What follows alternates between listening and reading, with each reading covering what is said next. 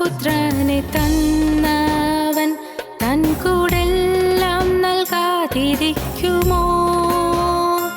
എന്നെ മാത്രം കണ്ടു സ്വർഗം വിട്ടവൻ എനിക്കായി കരുതാതിരിക്കുമോ? എനിക്കായി സ്വപുത്രനെ തന്നവൻ തൻ കൂടെല്ലാം നൽകാതിരിക്കുമോ?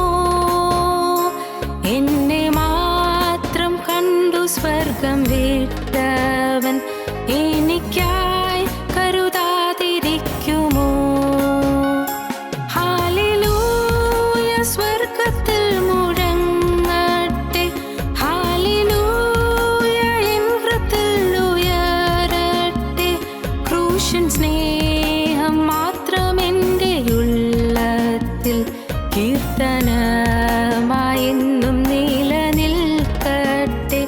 ഹല്ലേലൂയ സ്വർഗ്ഗത്തിൽ മുഴങ്ങട്ടെ, ഹല്ലേലൂയ എൻ ഹൃദയത്തിൽ ഉയരട്ടെ. ക്രൂശൻ സ്നേഹം മാത്രം എൻ്റെ ഉള്ളത്തിൽ കീർത്തനമായെന്നും നിലനിൽക്കട്ടെ.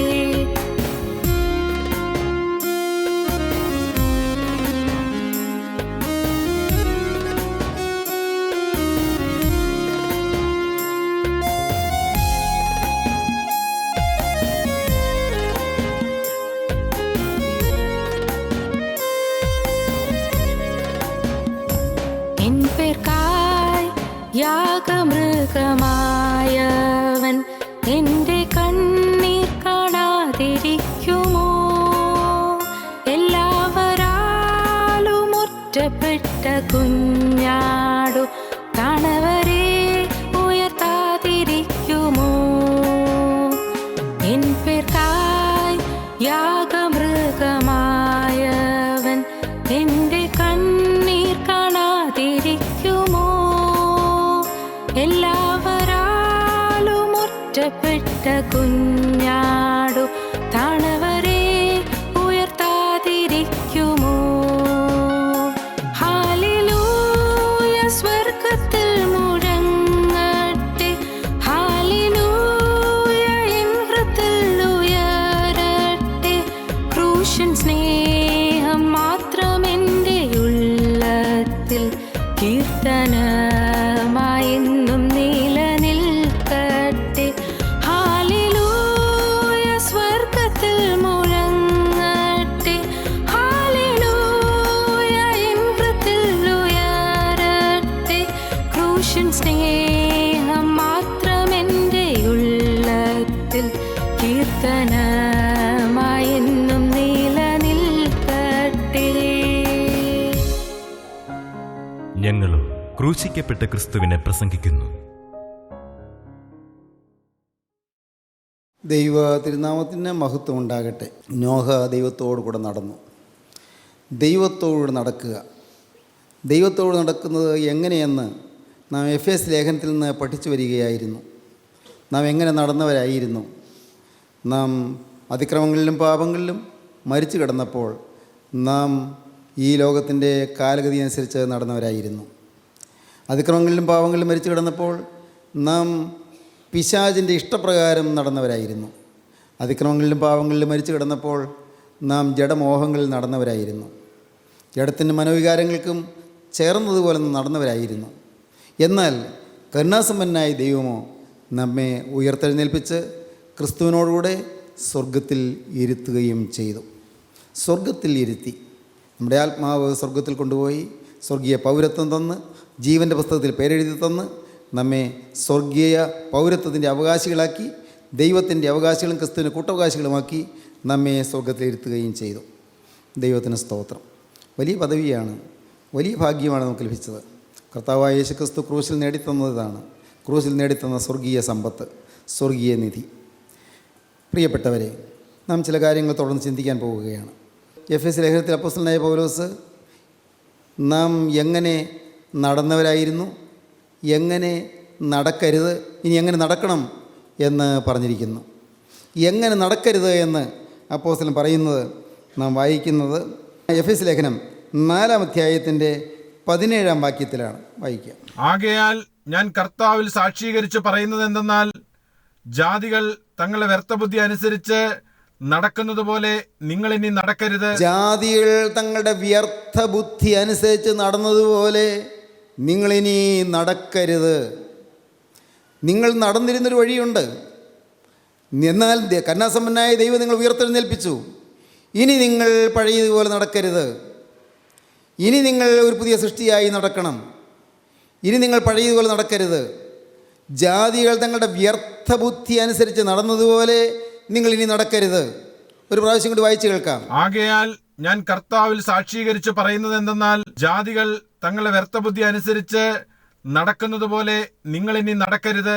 ജാതികൾ തങ്ങളുടെ വ്യർത്ഥ ബുദ്ധി അനുസരിച്ച് നടക്കുന്നത് പോലെ നിങ്ങൾ ഇനി നടക്കരുത്. ജാതികൾ എങ്ങനെയാണ് നടക്കുന്നത്? അതൊന്നുകൂടി എടുത്തു പറയുന്നു. അവർ അന്ധബുദ്ധികളായി, ബുദ്ധിക്ക് അന്ധത വന്നതുപോലെ, ഒരു സുബോധമില്ലാത്തതുപോലെ, കണ്ണുകാഴ്ചയില്ലാത്തതുപോലെ അവർ അന്ധബുദ്ധികളായി, ബുദ്ധിക്ക് അന്ധത ബാധിച്ചവരായി, ബുദ്ധിയിൽ ഇരുൾ വ്യാപിച്ചവരായി, ബുദ്ധിയിൽ കാഴ്ച മങ്ങിയവരായി അവർ അന്ധബുദ്ധികളായി. അജ്ഞാന നിമിത്തം ഹൃദയകാഠിന്യ നിമിത്തം തന്നെ ദൈവത്തിന്റെ ജീവനിൽ നിന്ന് അകന്നാണ് ജാതികൾ ജീവിക്കുന്നത്. ദൈവത്തിന്റെ ജീവനിൽ നിന്ന് അകന്ന് മനം തഴമ്പിച്ചു പോയവരാണ്. അതുപോലെ നിങ്ങൾ നടക്കരുത്. നിങ്ങൾ അന്ധബുദ്ധികളായി നടക്കരുത്. നിങ്ങൾ മനം തഴമ്പിച്ചു പോയവരായി നടക്കരുത്. നിങ്ങൾ ദൈവത്തിന്റെ ജീവനിൽ നിന്ന് അകന്ന് നടക്കരുത്. നിങ്ങൾ ആകയാൽ അത്യാഗ്രഹത്തോടെ സകല അശുദ്ധിയും പ്രവർത്തിപ്പാൻ ദുഷ്കാമത്തിന് തങ്ങളെ തന്നെ ഏൽപ്പിച്ചിരിക്കുന്നു. അത്യാഗ്രഹമായി നടന്നവരാണ് ജാതികൾ. അതുപോലെ നിങ്ങൾ നടക്കരുത്. അത്യാഗ്രഹത്തോടെ നടക്കരുത്. മാത്രമല്ല, സകല അശുദ്ധിയും പ്രവർത്തിപ്പാൻ ദുഷ്കാമത്തിന് തങ്ങളെ തന്നെ ഏൽപ്പിച്ചിരിക്കുന്നു. സെക്ഷുവൽ സിന്നിന് തങ്ങളെ തന്നെ ഏൽപ്പിച്ചിരിക്കുന്നു. ലൈംഗിക പാപത്തിന് തങ്ങളെ തന്നെ വിട്ടുകൊടുത്തിരിക്കുന്നു. അതുപോലെ നിങ്ങൾ നടക്കരുത്. നിങ്ങളെ നയിക്കുന്നത് ലൈംഗികതയാകരുത്. നിങ്ങൾ ജീവിക്കുന്നത് ലൈംഗികതയ്ക്ക് വേണ്ടിയാകരുത്. നിങ്ങൾ ജീവിക്കുന്നത് സെക്ഷുവൽ സിന്നിൽ രസിക്കാൻ വേണ്ടിയാകരുത്. ലൈംഗിക പാപത്തിൽ മുഴുകുവാൻ വേണ്ടിയാകരുത്. നിങ്ങൾ വ്യർത്ഥ ബുദ്ധികളായി നടക്കരുത്. നിങ്ങളുടെ ജീവിതത്തിൽ നിങ്ങൾക്ക് തന്നെ ഒരു കടിഞ്ഞാൺ ഉണ്ടായിരിക്കണം. നിങ്ങളുടെ അവയവങ്ങളിൽ നിങ്ങൾക്ക് തന്നെ നിയന്ത്രണം ഉണ്ടായിരിക്കണം. അതാണ് ഇന്ദ്രിയ ജയം എന്ന് പറയുന്നത്. അവയവങ്ങളുടെ മേൽ നിയന്ത്രണം, അവയവങ്ങളുടെ മേൽ ജയം. നിങ്ങൾക്ക് നിങ്ങളുടെ അവയവങ്ങളിൽ ഒരു ജയം നിങ്ങൾ നേടണം. നിങ്ങൾ ജാതികളെപ്പോലെ നടക്കരുത്. തോന്നിയതുപോലെ നടക്കരുത്. മൃഗങ്ങൾ ഇണചേരുന്നത് പോലെ ഇണചേരുക എന്നുള്ള ലക്ഷ്യത്തോടുകൂടി മാത്രം ജീവിക്കരുത്. നിങ്ങൾ മൃഗങ്ങൾ ഭക്ഷണം കഴിക്കുന്നത് പോലെ ഭക്ഷണം കഴിക്കുക എന്നുള്ള ഏക ലക്ഷ്യത്തോടെ നിങ്ങൾ ജീവിക്കരുത്. അതൊന്നുമല്ല, അതിനപ്പുറത്ത് മറ്റൊന്നുണ്ട്. മൃഗങ്ങൾക്കില്ലാത്ത മറ്റൊന്ന് നമുക്കുണ്ട്. അത് നമുക്കുള്ളത് ആത്മാവാണ്. ദൈവത്തിൻ്റെ സ്വരൂപത്തിലും സാദൃശ്യത്തിലും സൃഷ്ടിക്കപ്പെട്ട ഒരാത്മാവ് നമുക്കുണ്ട്. ആ ആത്മാവ് ദൈവത്തിൻ്റെ സ്വരൂപവും ദൈവത്തിൻ്റെ സാദൃശ്യവും. അത് ദൈവത്തിൻ്റെ സ്നേഹമാണ്. അത് ദൈവത്തിൻ്റെ വിശുദ്ധിയാണ്. അതൊരു ആകൃതിയല്ല, ഒരു ഷേപ്പില്ല, ഒരു ആകൃതിയില്ല. എന്നാൽ ആകൃതിയില്ലാത്ത, രൂപമില്ലാത്ത നിത്യനായ ദൈവത്തിൻ്റെ തേജസ്സാണ് നാം ഉടുത്തിരിക്കുന്നത്. നാം തേജസ് ഉടുത്തവരാണ്, തേജസ് ധരിച്ചവരാണ്, ദൈവിക തേജസ് അണിഞ്ഞവരാണ്. അതുകൊണ്ടാണ് നമ്മുടെ വിശുദ്ധ കുർബാനയിൽ നാം വിശുദ്ധ തുംദേനിൽ വായിച്ച് കേൾക്കുന്നത് ദൈവത്തെ ധരിച്ച പിതാക്കന്മാരെന്ന്. ദൈവത്തെ ധരിക്കുക, അതെങ്ങനെയാണ്? മുണ്ടുടുക്കുന്നത് പോലെ ദൈവത്തെ ഉടുക്കുക. ദൈവ തേജസ്സാണത്. ദൈവത്തെ ധരിച്ച പിതാക്കന്മാർ, പരിശുദ്ധന്മാരായ പിതാക്കന്മാർ ദൈവ തേജസ് ഉടുത്തവരായിരുന്നു, ദൈവ തേജസ് അണിഞ്ഞവരായിരുന്നു, ദൈവ തേജസ് ധരിച്ചവരായിരുന്നു. ദൈവത്തെ ധരിച്ചവരാണ് നാം. അങ്ങനെയുള്ള നാം അന്ധബുദ്ധികളായി പോകരുത്, അന്ധബുദ്ധികളായി നടക്കരുത്. നാം അജ്ഞാന നിമിത്തം നടക്കരുത്. നാം അത്യാഗ്രഹം മൂലം നടക്കരുത്. നാം വ്യർത്ഥബുദ്ധികളായി നടക്കരുത്. നാം ലൈംഗിക പാപങ്ങളിൽ മുഴുകി ജീവിക്കരുത്. വ്യക്തമായി പറഞ്ഞിരിക്കുകയാണ്, ലൈംഗിക പാപങ്ങളിലേക്ക് തിരിയരുത്. സകല അശുദ്ധിയും പ്രവർത്തിപ്പാൻ ദുഷ്കാമത്തിന് തങ്ങളെ തന്നെ ഏൽപ്പിച്ചിരിക്കുന്നതായ ആ ജാതികളെപ്പോലെ നിങ്ങൾ ഇനി നടക്കരുത്. ദുഷ്കാമത്തിന് തങ്ങളെ തന്നെ ഏൽപ്പിച്ചിരിക്കുന്നു. പ്രിയപ്പെട്ടവരെ, ഞാനിവിടെ ചേർത്ത് പറയട്ടെ, വിവാഹം എല്ലാവർക്കും മാന്യവും കിടക്ക നിർമ്മലവുമായിരിക്കട്ടെ എന്ന് അപ്പോസ്തലനായ പൗലോസ് എബ്രായ ലേഖനം 13-ാം അധ്യായത്തിൽ പറയുന്നുണ്ട്. വിവാഹ ജീവിതം അത് മാന്യതയുള്ളത് തന്നെയാണ്. വിവാഹ ജീവിതം പാവമല്ല. ഒരു പുരുഷന് ഒരു ഭാര്യ, ഒരു സ്ത്രീക്ക് ഒരു ഭർത്താവ്, അത് മാന്യത തന്നെയാണ്. അവിടെ സെക്ഷുവൽ സിൻ ഇല്ല, അവിടെ ലൈംഗിക പാപമില്ല. തെറ്റിദ്ധരിക്കേണ്ട, വ്യക്തമായി മനസ്സിലാക്കൂ. ഭാര്യ ഭർത്താവ്, ഭർത്താവ് ഭാര്യ, ആ ബന്ധത്തിൽ അശുദ്ധിയില്ല. വിവാഹം എല്ലാവർക്കും മാന്യം. കിടക്ക നിർമ്മലമായിരിക്കണം. എങ്ങനെയാണ് കിടക്ക നിർമ്മലമാകുന്നത്? വിവാഹക്കിടക്കയിൽ അന്യജടം വരരുത്, വിവാഹക്കിടക്കയിൽ അന്യ സ്ത്രീ വരരുത്. ഭർത്താവ് സ്വന്തം ഭാര്യയല്ലാതെ അന്യ സ്ത്രീ വിവാഹക്കിടക്കയിൽ വരുന്ന ചിന്തിക്കുക പോലും ചെയ്യരുത്. ഭാര്യ ഭർത്താവല്ലാതെ അന്യൊരു പുരുഷൻ തൻ്റെ ജീവിതത്തിലേക്ക് വരുന്നത് ചിന്തിക്കാൻ പോലും ഇടം കൊടുക്കരുത്. അതാണ് കിടക്ക നിർമ്മലമായിരിക്കട്ടെ എന്ന് പറഞ്ഞത്. വിവാഹം എല്ലാവർക്കും മാന്യവും കിടക്ക നിർമ്മലവുമായിരിക്കട്ടെ. ദൈവത്തിന് സ്തോത്രം. അതല്ലാതെ വരുന്നതെല്ലാം ദുഷ്കാമത്തിന് തങ്ങളെ തന്നെ ഏൽപ്പിക്കുകയാണ്. അങ്ങനെ ഏൽപ്പിക്കുന്നത് ഇനി നിങ്ങളുടെ ജീവിതത്തിലുണ്ടാകരുത്. ദൈവത്തിന് സ്തോത്രം. ഒന്നൊരു വായിക്കാം, 17-ാം വാക്യം മുതൽ. ആകയാൽ ഞാൻ കർത്താവിൽ സാക്ഷീകരിച്ച് പറയുന്നത് എന്തെന്നാൽ, ജാതികൾ തങ്ങളുടെ വ്യർത്ഥബുദ്ധി അനുസരിച്ച് നടക്കുന്നത് പോലെ നിങ്ങൾ ഇനി നടക്കരുത്. അവർ അന്ധബുദ്ധികളായി അജ്ഞാന നിമിത്തം ഹൃദയ കാഠിന്യ നിമിത്തം തന്നെ ദൈവത്തിന്റെ ജീവനിൽ നിന്ന് അകന്ന് മനം തഴമ്പിച്ചു പോയവരാകയാൽ അത്യാഗ്രഹത്തോടെ സകല അശുദ്ധിയും പ്രവർത്തിപ്പാൻ ദുഷ്കാമത്തിന് തങ്ങളെ തന്നെ ഏൽപ്പിച്ചിരിക്കുന്നു. തഴമ്പിച്ചു പോയി. തഴമ്പിൽ ബ്ലേഡ് കൊണ്ട് വരഞ്ഞാൽ വേദനിക്കുകയില്ല. തഴമ്പിച്ചു പോയി. അനേകരുടെ ഹൃദയം തഴമ്പിച്ചിരിക്കുകയാണ്. ഹൃദയം തഴമ്പിച്ചു പോയി. ഹൃദയ കാഠിന്യം തഴമ്പിച്ചു പോയി. തഴമ്പ് വന്നുപോയി. ഒന്ന് തന്നെ ചെയ്ത് തഴമ്പായിപ്പോയി. ഒരു കാര്യം തന്നെ പ്രവർത്തിച്ച് തഴമ്പായിപ്പോയി. ഒരേ പാവം ആവർത്തിച്ച് തഴമ്പായിപ്പോയി. ഒരേ തിന്മയിൽ ജീവിച്ച് തഴമ്പായിപ്പോയി. തഴമ്പിൽ ഒരു സൂചി കൊണ്ടാൽ അവിടെ വേദനിക്കുകയില്ല. ബ്ലേഡ് കൊണ്ട് മുറിഞ്ഞാൽ വേദനിക്കുകയില്ല. കാരണം അത് സെൻസ്ലെസ് ആയിപ്പോയി. അത് സെൻസ് നഷ്ടപ്പെട്ടു പോയി. പ്രിയപ്പെട്ടവരെ, ഇന്ന് അനേകരിങ്ങനെയാണ്. പാപത്തെക്കുറിച്ചെല്ലാം കേൾക്കുമ്പോൾ അവർക്ക് ചെടിപ്പാണ്, അവർക്ക് മടുപ്പാണ്. എന്നും ഇതല്ലേ കേൾക്കുന്നത്, ഇത് തന്നെയല്ലേ കേൾക്കുന്നത്, പാവം വരരുത് എന്നും ഇത് തന്നെ കേൾക്കുന്നു. സ്നേഹിതരെ, നിങ്ങളുടെ പറയട്ടെ, നാം ആരും നരകത്തിലേക്ക് പോകാനിട വരരുത്. നാം ആരും മരണശേഷം നിത്യാഗ്നിയിലേക്ക് പോകാനിട വരരുത്. നിങ്ങൾ ദയവായി ശ്രദ്ധിക്കൂ. ദൈവത്തിന് സ്തോത്രം. സത്യമായ വചനം നിങ്ങളെ കേൾപ്പിക്കുകയാണ്. നിർമ്മലമായ സുവിശേഷം നിങ്ങളെ അറിയിക്കുകയാണ്. നാം ആരും തിന്മയിലേക്ക് ആണ്ടുപോയിട്ട് നിത്യനരകത്തിലേക്ക് പോകാൻ കർത്താവ് ആഗ്രഹിക്കുന്നില്ല. ദുഷ്ടൻ്റെ മരണത്തിൽ എനിക്ക് താല്പര്യമില്ല എന്ന് യഹോവ അരുളി ചെയ്യുന്നു. ദുഷ്ടൻ്റെ മരണത്തിൽ കർത്താവിന് താല്പര്യമില്ല. എല്ലാവരും രക്ഷപ്പെടുവാൻ കർത്താവ് ആഗ്രഹിക്കുന്നു. ആരും നഷ്ടപ്പെടരുത്. ദൈവത്തിന് സ്തോത്രം. ദൈവം എന്തിനാണ് എന്നും ഇങ്ങനെ അധ്വാനിക്കുന്നത്? എന്നും ഈ പാവത്തെക്കുറിച്ച് ചൂണ്ടിക്കാണിച്ച് പറയുന്നത് എന്തിനാണ് നാം വീണുകൊണ്ടിരിക്കുന്ന പാവത്തെ ചൂണ്ടിക്കാണിക്കുന്നത്? നമ്മെ രക്ഷിപ്പാൻ കർത്താവ് ആഗ്രഹിക്കുന്നു. നാം നരകത്തിലേക്ക് സാത്താൻ നമ്മെ വലിച്ചുകൊണ്ട് പോകാനിട വരരുത് എന്ന് കർത്താവ് ആഗ്രഹിക്കുന്നു. ദൈവത്തിന് സ്തോത്രം. പ്രിയപ്പെട്ടവരെ, നമ്മെ വലിച്ചുകൊണ്ട് പോകാൻ, നമ്മെ കെട്ടി വരിഞ്ഞു മുഴുക്കാൻ പിശാചിനെ ചങ്ങല കൊടുത്തത് നാം തന്നെയാണ്. സാത്താൻ്റെ കയ്യിലേക്ക് നാം ചങ്ങലെടുത്ത് കൊടുക്കുകയാണ് ചെയ്തത്. സാത്താന് നമ്മെ വരിഞ്ഞു മുറുക്കി വലിച്ചു കൊണ്ടുപോയി നരകത്തിൽ തള്ളാൻ ഉള്ള ചങ്ങല നാം തന്നെയാണ് കൊടുത്തത്. ഏതാണ് ഈ ചങ്ങല? ഞാൻ പിശാചിന് കൊടുക്കുന്ന ചങ്ങല ഏതാണ്? എൻ്റെ പാപം. പ്രിയപ്പെട്ടവരെ, നമ്മുടെ പാവമാവും ചങ്ങല കൊണ്ട് സാത്താൻ നമ്മെ കെട്ടി വരിഞ്ഞു മുറുക്കുന്നു. അവൻ നമ്മെ വലിച്ചു കൊണ്ട് പോകുന്നു. അവൻ്റെ ഇഷ്ടപ്രകാരം നാം അന്ധബുദ്ധികളായി അങ്ങനെ പിറകെ പോകുന്നു. ഒന്നും അറിയുന്നില്ല. തഴമ്പിച്ചു പോയി. വചനം ഉള്ളത്തിലേക്ക് കടക്കുന്നില്ല. ഹൃദയം കഠിനപ്പെട്ടു പോയി, കല്ലിച്ചു പോയി. ഒന്നും ഉള്ളം തൊടുന്നില്ല. ഉള്ളത്തിൽ വേദന വരുന്നില്ല. എന്തെല്ലാമോ കേൾക്കുന്നുണ്ട്.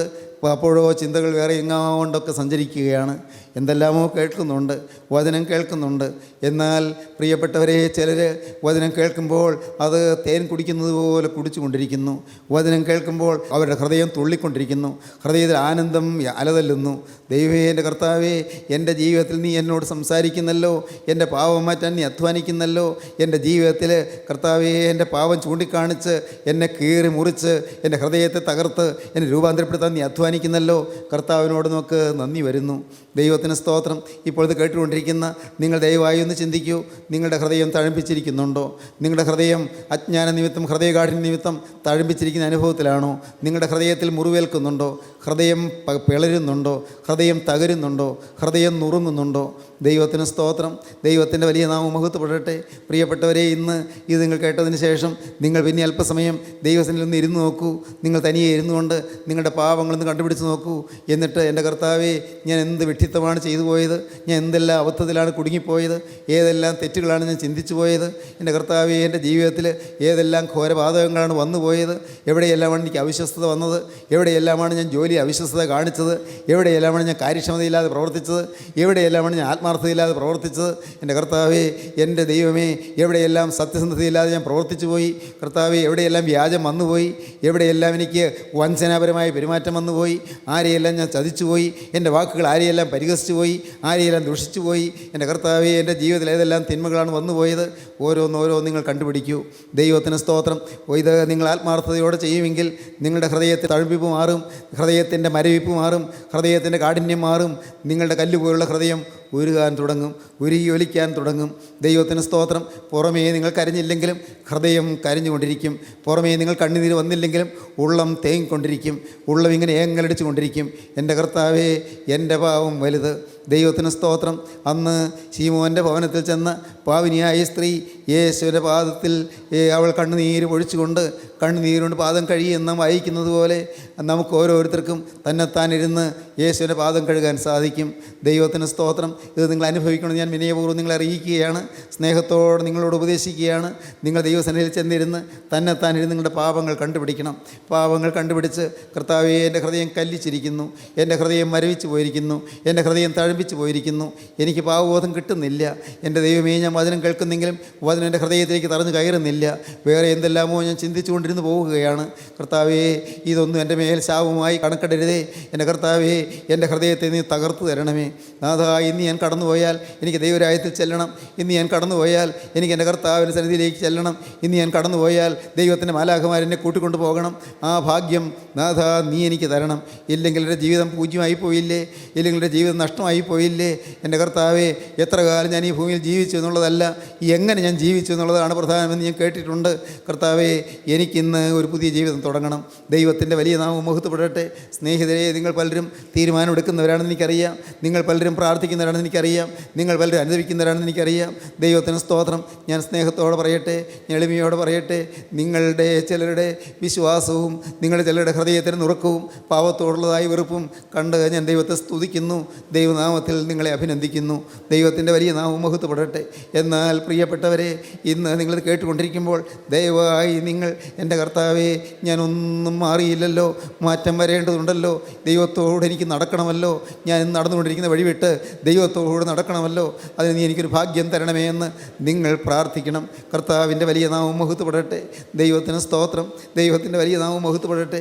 എന്തോ ഒരു ഭാഗ്യമാണ് യേശുവിനോടുകൂടെ നടക്കുക, കർത്താവായ യേശുവിനോട് ചേർന്ന് നടക്കുക. അത് കുരിശിൻ്റെ വഴിയാണ്. ആരും ഇത് വിചാരിക്കുന്നത് പോലെ പൂമെത്തിയൊന്നും അല്ല ക്രിസ്തീയ ജീവിതം. തെറ്റിദ്ധരിക്കേണ്ട. ഈ ക്രിസ്തീയ ജീവിതം അത് is not a bed of roses. അത് പൂമെത്തിയല്ല, അത് പുഷ്പശയ്യല്ല. ദൈവത്തിന് സ്തോത്രം. പിന്നെ എന്താണ്? ഇത് മുൾപാതയാണ്, ഇത് മുള്ള് നിറഞ്ഞ പാതയാണ്. ഓരോ ചുവടും വയ്ക്കാൻ മുള്ളിൻ്റെ ഇടയ്ക്ക് അതാത് സ്ഥലത്ത് പഴുത് കിട്ടിയാൽ മാത്രം ആ കാല് വെച്ച് നടന്നു പോകാം. അത്ര സുഗമമായി പോകാവുന്ന വഴിയല്ല. ഇത് മുള്ള് നിറഞ്ഞ പാതയാണ്. അനേകം ആക്ഷേപങ്ങൾ ഏൽക്കേണ്ടി വരും, അനേകം പരിഹാസങ്ങൾ ഏൽക്കേണ്ടി വരും. പലരും നിങ്ങളെ ഉപദ്രവിക്കും, പലരും നിങ്ങളെ പരിഹസിക്കും, പലരും നിങ്ങളെ കളിയാക്കും, ചിലർ നിങ്ങളെ അപമാനിക്കും. പ്രിയപ്പെട്ടവരെ, നമ്മുടെ നാഥനെ ലഭിച്ചതിൽ കവിഞ്ഞ് അതിൽ കുറഞ്ഞ് നമുക്ക് ലഭിക്കുമെന്ന് ആരും ചിന്തിക്കേണ്ട. ദൈവത്തിന് സ്തോത്രം. അപ്പോസ്തലനായ പൗലോസ് പറഞ്ഞു, ക്രിസ്തുവിൻ്റെ കഷ്ടങ്ങളിൽ കുറവായുള്ളത് എൻ്റെ ജഡത്തിൽ സഭയായ ഒരു ശരീരത്തിന് വേണ്ടി ഞാൻ പൂരിപ്പിക്കുന്നുവെന്ന് ഞാൻ ആ വാക്യം വായിച്ച് അമ്പരന്നിരുന്ന ഒരവസരത്തിൽ, ക്രിസ്തു ഏറ്റ കഷ്ടങ്ങളിൽ കുറവായുള്ളത് എൻ്റെ ജഡത്തിൽ ഞാനത് പൂരിപ്പിക്കുകയാണ്. എൻ്റെ കർത്താവ് ഏറ്റ കഷ്ടങ്ങളിൽ കുറഞ്ഞുപോയ കഷ്ടപ്പാടുകൾ ഞാൻ എൻ്റെ ശരീരത്തിൽ ഞാൻ ഏൽക്കുകയാണ് എന്ന് കൊലോസ് ലേഖനത്തിൽ അപ്പോസ്തലൻ പറയുന്നുണ്ട്. 1-ാം അധ്യായം 24-ാം വാക്യം വായിക്കുക. ഇപ്പോൾ ഞാൻ നിങ്ങൾക്ക് വേണ്ടിയുള്ള കഷ്ടാനുഭവങ്ങളിൽ സന്തോഷിച്ച് ക്രിസ്തുവിന്റെ കഷ്ടങ്ങളിൽ കുറവായുള്ളത് എൻ്റെ ജഡത്തിൽ സഭയായ അവൻ്റെ ശരീരത്തിനു വേണ്ടി പൂരിപ്പിക്കുന്നു. നിങ്ങൾക്ക് വേണ്ടിയുള്ള കഷ്ടാനുഭവങ്ങളിൽ സന്തോഷിക്കുന്നു ഞാൻ. എൻ്റെ ശരീരത്തിലേൽക്കുന്ന കഷ്ടങ്ങളിൽ, എൻ്റെ മനസ്സിനേൽക്കുന്ന പീഡകളിൽ, എൻ്റെ കഷ്ടപ്പാടുകളിൽ ഞാൻ സന്തോഷിക്കുന്നു. നിങ്ങൾക്ക് വേണ്ടിയുള്ള കഷ്ടാനുഭവങ്ങളിൽ സന്തോഷിച്ച് ക്രിസ്തുവിൻ്റെ കഷ്ടങ്ങളിൽ കുറവായുള്ളത് എൻ്റെ ജഡത്തിൽ സഭയായ അവൻ്റെ ശരീരത്തിന് വേണ്ടി ഞാൻ പൂരിപ്പിക്കുന്നു, ഞാൻ പൂർത്തീകരിക്കുന്നു. ദൈവത്തിന് സ്തോത്രം. അപ്പോസ്തലൻ്റെ നിലവാരം എന്താണ്? സെൻറ്റ് പോൾ പറഞ്ഞ നിലവാരം എന്താണ്? ആ നിലവാരത്തിലേക്ക് എത്താൻ നാം ഇനി എത്ര കാതങ്ങൾ നടക്കണം, എത്ര മൈലുകൾ സഞ്ചരിക്കണം, എത്രമാത്രം നാം മുന്നോട്ട് പോകണം. നാം ആരും ഒന്നും ആയില്ല പ്രിയരെ. നാം ക്രിസ്തീയ ജീവിതം തുടങ്ങിയിട്ട് പോലില്ലെന്ന് എനിക്ക് തോന്നുന്നു. നാം ക്രിസ്തുവിൻ്റെ കൂടെ പോകുമ്പോൾ ഒരു പ്രയാസം വരുമ്പോൾ നമുക്ക് നിരാശ വരുന്നു. നാം ക്രിസ്തുവിൻ്റെ കൂടെ പോകുമ്പോൾ ആരെങ്കിലും കളിയാക്കുമ്പോൾ നാം വാടിപ്പോകുന്നു. നമുക്ക് ചെറിയ പ്രയാസം വരുമ്പോൾ, നമുക്കൊരു ചെറിയ അപമാനം വരുമ്പോൾ, ചിലർ നമ്മെക്കുറിച്ച് ഇല്ലാത്തത് പറയുമ്പോൾ, നമ്മെക്കുറിച്ച് തെറ്റിദ്ധാരണകൾ പരക്കുമ്പോൾ നമുക്ക് വാട്ടം വന്നു പോകുന്നു, മ്ലാനത വന്നു പോകുന്നു. ക്രിസ്തീയ ജീവിതം അത് മുൾമെത്തയാണ്, അത് മുള്ളു നിറഞ്ഞ മെത്തയാണ്, അത് മുള്ളു നിറഞ്ഞ പാതയാണ്, കുരിശിൻ്റെ പാതയാണ്. യേശുവിനോട് ചേർന്ന് നടക്കാൻ നിങ്ങൾ ആഗ്രഹിക്കുന്നുവെങ്കിൽ പ്രിയപ്പെട്ടവരെ, എല്ലാ പാപങ്ങളും മാറ്റി ഒരു പുതിയ ജീവിതം നിങ്ങൾ തുടങ്ങണം. ദൈവത്തിന് സ്തോത്രം. കഷ്ടപ്പാടുകൾ പുഞ്ചിരിയോടെ ഏറ്റെടുക്കണം. ദുരിതങ്ങളിൽ നിങ്ങൾ വാടിപ്പോകരുത്, പ്രയാസങ്ങളിൽ വാടിപ്പോകരുത്, മനുഷ്യരുടെ എതിർപ്പുകളിലും കുത്തിത്തിരിപ്പുകളിലും നിങ്ങൾ വാടിപ്പോകരുത്. മനുഷ്യർ നിങ്ങളെ തുച്ഛീകരിക്കുകയോ നിങ്ങളെ പുച്ഛിക്കുകയോ ചെയ്യുമ്പോൾ, നിങ്ങൾ ഒറ്റപ്പെടുത്തുമ്പോൾ പ്രിയപ്പെട്ടവരെ നിങ്ങൾ തളരരുത്. ദൈവത്തിൻ്റെ വലിയ നാമം മഹത്വപ്പെടട്ടെ. കുരിശിൻ്റെ വഴിയാണ്, ഇത് നിന്ദയുടെ വഴിയാണ്, ആക്ഷേപത്തിൻ്റെ വഴിയാണ്. അത് യേശു പോയി അതേ വഴിയിൽ കൂടി അപ്പോസ്തലന്മാർ പോയി. ദൈവത്തിന് സ്തോത്രം. അതുകൊണ്ടാണ് നമ്മുടെ പൂർവ്വപിതാക്കന്മാർ പാടിയത്, ജീവൻ്റെ വഴി അത് ദുർഘടമാണ് എന്ന്, ആ വഴിയെ പോകുന്നവർ ചുരുക്കമാണ് എന്ന്. എന്നാൽ മരണത്തിൻ്റെ വഴിയോ അത് നാശത്തിലേക്ക് പോകുന്ന വഴിയാണ്, നരകത്തിലേക്കുള്ള വഴിയാണ്. വഴി വിശാലമാണ്, വാതിൽ വീതിയുള്ളതാണ്. വിശാലമായ വഴിയും വാതിലും അതിലെ പോകുന്നവർ ധാരാളം പേരാണ്. നമുക്കറിയാമല്ലോ ആ ഗീതം. നമുക്ക് ഒരുമിച്ചൊന്ന് പാടാം, എല്ലാവരും ചേർന്ന് പാടുക. ജീവകരം മൃതികരമെന്നേവം കണ്ടിരു സരണികൾ സഹദേന്മാർ നൂതനമാം ജീവിതമാർജിപ്പാൻ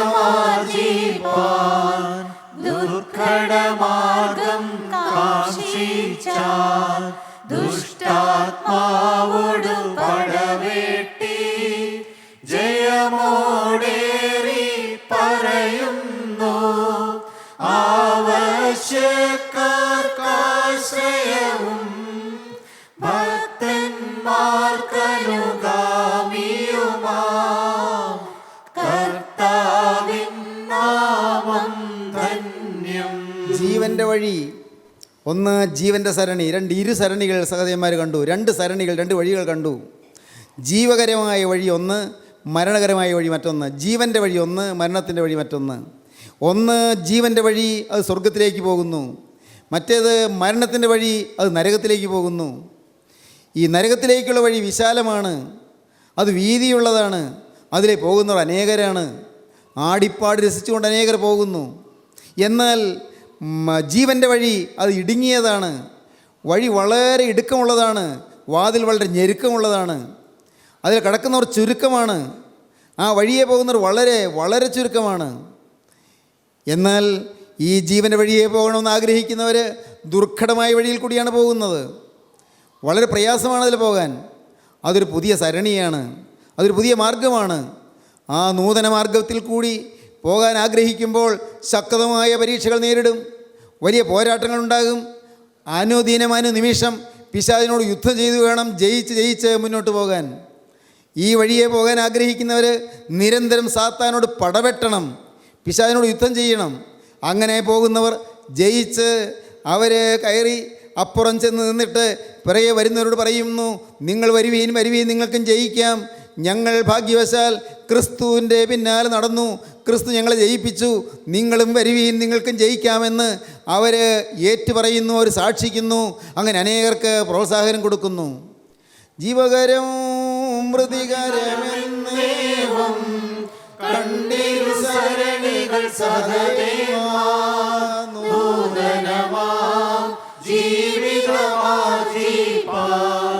ദുർഘടമാർഗം കാക്ഷിച്ചാൻ ദുഷ്ടാത്മാവോടു പടവെട്ടി ജയമോടേറി പറയുന്നു ആവശ്യക്കാർക്കാശ്രയവും ഭക്തന്മാർക്കനുഗാമിയുമാം കർത്താവിൻ നാമം ധന്യം. ഹൃദയകാഠിന്യം വന്നു പോകല്ലേ, അന്ധബുദ്ധികളായി പോകല്ലേ. നിങ്ങൾ ജാതികളെപ്പോലെ നടക്കരുത്. ഒന്ന്, നിങ്ങളെങ്ങനെ നടന്നു? നിങ്ങൾ ലോകത്തിൻ്റെ കാലഗതി അനുസരിച്ച് നടന്നു, നിങ്ങൾ പിശാചിനൊത്തതുപോലെ നടന്നു, നിങ്ങൾ ജഡമോഹങ്ങളിൽ നടന്നു. നിങ്ങൾ എങ്ങനെ നടക്കരുത്? നിങ്ങൾ ജാതികളെപ്പോലെ നടക്കരുത്, വ്യർത്ഥ ബുദ്ധികളായി നടക്കരുത്, നിങ്ങൾ അന്ധബുദ്ധികളായി നടക്കരുത്, നിങ്ങൾ അജ്ഞാന നിമിത്തം നടക്കരുത്, അത്യാഗ്രഹികളായി നടക്കരുത്, നിങ്ങൾ ഹൃദയകാഠിന്യ നിമിത്തം നടക്കരുത്. നിങ്ങൾ ഇനി എങ്ങനെയാണ് നടക്കേണ്ടത്? നിങ്ങളുടെ ജീവിതത്തിൽ നിങ്ങൾ പഴയ മനുഷ്യനെ ഉപേക്ഷിച്ച് നടക്കണം. ദൈവത്തിന് സ്തോത്രം. നിങ്ങൾ നിങ്ങളുടെ പഴയ മനുഷ്യൻ്റെ നടപ്പ് അനുസരിച്ച് നടക്കരുത്. 23-ാം വാക്യം. മുമ്പിലത്തെ നടപ്പ് സംബന്ധിച്ച് ചതിമോഹങ്ങളാൽ വഷളായി പോകുന്ന പഴയ മനുഷ്യനെ ഉപേക്ഷിച്ച് ചതിമോഹങ്ങളാൽ വഷളായി പോകുന്ന പഴയ മനുഷ്യനെ ഉപേക്ഷിക്കണം. മുമ്പിലത്തെ നടപ്പ് ചതിമോഹങ്ങളാൽ വഷളായി പോകുന്ന മനുഷ്യൻ്റെ നടപ്പാണ്. മുമ്പിലത്തെ നടപ്പ് ചതിമോഹങ്ങളാൽ വഷളായി പോകുന്ന പഴയ മനുഷ്യൻ്റെ നടപ്പാണ്. അങ്ങനെയുള്ള നടപ്പ് നടക്കരുത്. ദൈവത്തിന് സ്തോത്രം. സഹോദരങ്ങളെ, ഇന്നത്തെ ചിന്തകൾ ഞാൻ നിർത്താൻ നോക്കട്ടെ. നിങ്ങളെന്ത് പറയുന്നു? നിങ്ങളുടെ ജീവിതത്തിൽ നിങ്ങൾക്ക് ഈ ദൈവത്തോട് നടക്കണമെന്ന് ആഗ്രഹമുണ്ടോ? ഹാനോക്ക് ദൈവത്തോടു കൂടെ നടന്നു, നോഹ ദൈവത്തോടു കൂടെ നടന്നു, അബ്രഹാം ദൈവത്തോടു കൂടെ നടന്നു, മോശ ദൈവത്തോടു കൂടെ നടന്നു. ഈ തലമുറയിൽ കർത്താവേ, ഈ ദേശത്ത് ഞാൻ താമസിക്കുന്നിടത്ത്, ഞാൻ പ്രവർത്തിക്കുന്നിടത്ത് എനിക്ക് ദൈവത്തോടു കൂടെ നടക്കണം. നിങ്ങൾക്ക് ദൈവത്തോട് ഇപ്പോൾ നിങ്ങൾ പറയാൻ തോന്നുന്നുണ്ടോ? ഈ തലമുറയിൽ കർത്താവേ, ഈ കാലയളവിൽ, ഈ ആധുനിക യുഗത്തിൽ, ലോകം അതിൻ്റെ അവസാനത്തോടെടുക്കുന്ന കാലയളവിൽ കർത്താവേ, എൻ്റെ ഈ പ്രായത്തിൽ, ഞാനായിരിക്കുന്ന ഈ പ്രായത്തിൽ എനിക്കിനി എൻ്റെ ദൈവത്തോടു കൂടെ ഒന്ന് നടക്കണം. കർത്താവേ, അതിനായിട്ട് നിൻ്റെ കൃപ എനിക്ക് തരുമോ? അതിനായിട്ട് നിൻ്റെ തിരുരക്തത്തിൻ്റെ മുദ്ര എനിക്ക് തരുമോ? അതിനായിട്ട് തിരുരക്തത്തിൻ്റെ അടയാളം നീ എനിക്ക് തരുമോ? ഗോകുൽത്തായിൽ ചിന്തിയ ആ തിരുരക്തം, കർത്താവെ കുരിശിൽ കൂടി വാർന്നൊലിച്ച ആ തിരുരക്തം, എൻ്റെ നാഥ നിൻ്റെ തിരുവിലാവിൽ നിന്ന് ഒഴുകി വന്ന ആ തിരുരക്തം, എൻ്റെ സകല പാവവും പോക്കുന്ന ആ തിരുരക്തം ഇപ്പോൾ എനിക്കൊരു മുദ്രയായി അണിയിച്ചു തരണമേ. ആ മുദ്ര തന്നെ എന്നെ എഴുന്നേൽപ്പിക്കണമേ. നിങ്ങൾ പ്രാർത്ഥിക്കുമോ? നിങ്ങൾക്ക് പുതിയ ജീവൻ തുടങ്ങാൻ പറ്റുമോ? ഇപ്പോൾ നിങ്ങൾ എന്ത് പറയുന്നു? ആരെല്ലാം ഇപ്പോൾ ദൈവത്തോട് പറയുന്നുണ്ട്? ആരും കൈവക്കൊന്നും വേണ്ട, ആരും എഴുന്നേറ്റ് നിൽക്കണ്ട, ഇരിക്കുന്നിടത്ത് തന്നെ ഇരുന്നുള്ളൂ. നിങ്ങളുടെ ഹൃദയത്തിൽ രൂപപ്പെട്ട് വരുന്നുണ്ടോ ഏതെങ്കിലും തീരുമാനങ്ങൾ? ഉള്ളിലൊരു സമർപ്പണം വരുന്നുണ്ടോ?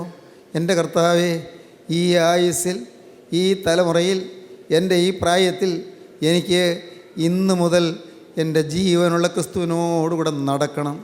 എൻ്റെ വീണ്ടെടുപ്പുകാരനോട് ചേർന്ന് നടക്കണം. എൻ്റെ രക്ഷകനായ മിശിഹാതമ്പുരാനോട് ചേർന്ന് നടക്കണം. എൻ്റെ ജീവനായ യേശുവിനോട് ചേർന്ന് നടക്കണം. എൻ്റെ കരുണാസമ്പന്നനായ യേശുവിനോട് ചേർന്ന് നടക്കണം. എൻ്റെ പാവം പോക്കാൻ കുരിശിൽ മരിച്ച രക്ഷകനോട് ചേർന്ന് നടക്കണം. എൻ്റെ പാവത്തിന് പരിഹാരമായി ക്രൂശിൽ ജീവൻ അർപ്പിച്ച രക്ഷകനോട് ചേർന്ന് നടക്കണം. എനിക്ക് ജീവൻ തരാൻ വേണ്ടി കുരിശിൽ ജീവൻ അർപ്പിച്ച രക്ഷകൻ്റെ സാക്ഷിയായി എനിക്ക് നടക്കണം. യേശുവേ, നിന്നോട് ചേർന്ന് നടപ്പാൻ എനിക്ക് ഭാഗ്യം തരണം. പ്രാർത്ഥിക്കുവീൻ പ്രിയപ്പെട്ടവരെ, യാചിപ്പീൻ പ്രിയപ്പെട്ടവരെ, ദൈവകരങ്ങളിലേക്ക് നിങ്ങൾ ഏൽപ്പിക്കുവീൻ. നമുക്ക് പ്രാർത്ഥിക്കാം. സ്നേഹവാനേ, മഹാപരിശുദ്ധനായ ഞങ്ങളുടെ സ്വർഗീയ പിതാവേ, ഈ അനുഗ്രഹീത നിമിഷങ്ങൾക്കായി ഞങ്ങൾ നിന്നെ സ്തുതിക്കുന്നു. തിരുവചനങ്ങൾക്കായി ഞങ്ങൾ നിന്നെ സ്തുതിക്കുന്നു. കർത്താവേ, ദൈവത്തോടെ നോക്ക നടന്നതുപോലെ ഞങ്ങൾക്ക് നടപ്പാൻ ഭാഗ്യം തരണമേ. ദൈവത്തോടെ ഹാനോക്ക് നടന്നതുപോലെ ഞങ്ങൾക്കും ദൈവത്തോട് നടപ്പാൻ ഭാഗ്യം നൽകണമേ. എൻ്റെ നാഥ, നിന്നോട് ചേർന്ന് നടപ്പാൻ ഞങ്ങളെ അവിടെ നിന്ന് യോഗ്യരാക്കി തീർക്കണമേ. അതിനുള്ള വിശുദ്ധി ഞങ്ങൾക്ക് തരണമേ. അതിനുള്ള ദൈവസ്നേഹം ഞങ്ങൾക്ക് തരണമേ. എല്ലാവരെയും അനുഗ്രഹിക്കണമേ. യേശുക്രിസ്തുവിൻ്റെ പരിശുദ്ധമായ നാമത്തിൽ തന്നെ. ആമീൻ.